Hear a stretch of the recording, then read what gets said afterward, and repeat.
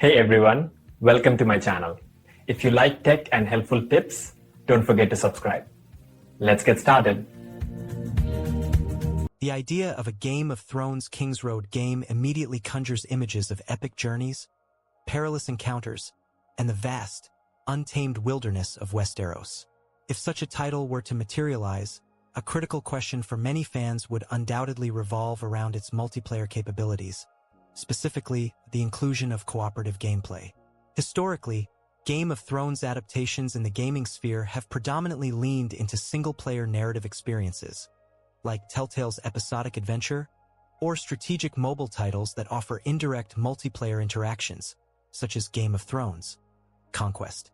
A dedicated Kingsroad game, however, suggests a focus on travel, exploration, and survival along the iconic path connecting major strongholds, which inherently opens up exciting possibilities for shared experiences. Imagine traversing the perilous neck with friends, fending off wild animals and bandits near the inn at the crossroads, or navigating the treacherous mountains of the Vale together.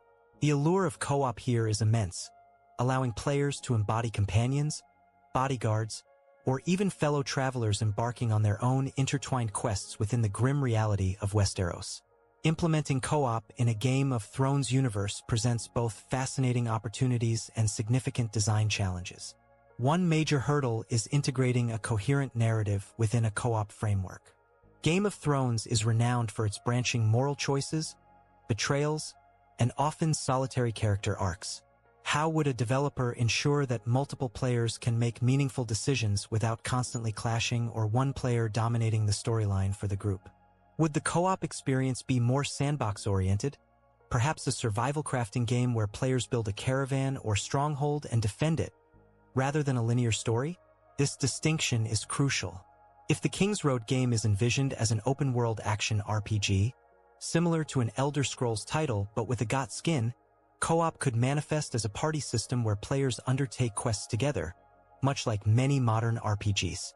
However, if it's a deeply narrative-driven experience, grafting co-op onto it might dilute the impact of individual player agency and the weight of personal choices, a hallmark of the GOT lore.